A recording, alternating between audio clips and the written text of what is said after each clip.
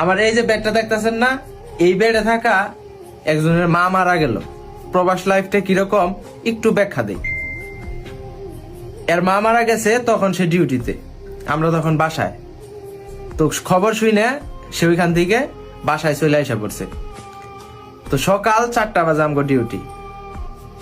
এই বেডে থাকা ব্যক্তি শেয়ার রুমে বেডে আসে নাই।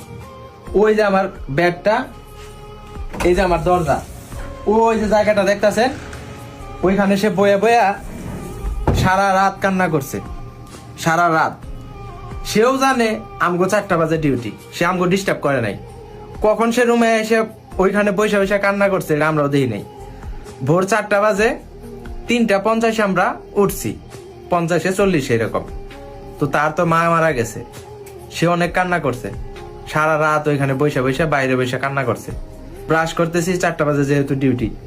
আমরা একটা মানুষ, তার জন্য যে রুমে থাকবো, আচ্ছা এর মা মারা গেছে, তার জন্য আজকে থাকি, তার পাশে সান্ত্বনা দেওয়ার জন্য, আমরা কিন্তু থাকতে পারি নাই।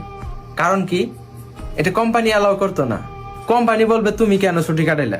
আমরা 4টা বাজলো ঠিক, আমরা একদম নাইমা নেমে গেতাছি। লাস্ট মুহূর্তে শুধু তার মাথায় একটু হাত দিছিলাম যে ভাই থাক, কান্না করে না, কি করবা, বিদেশের লাইফটাই এরকম। তো ওই মানুষটারে সান্ত্বনা দেওয়ার জন্য 10টা মিনিট টাইম পাইছিলাম না। তো বুঝতেছেন প্রবাস লাইফটা কিরকম। এই রুমে সে কিন্তু একাই সময় কাটাইছে। তার যে খারাপ সময়টা, তার মা মারা গেছে, আজকে তারা যে আলাদাভাবে কেউ সময় দিবে, সেই সময়টা কিন্তু তার নাই, কারোই নাই।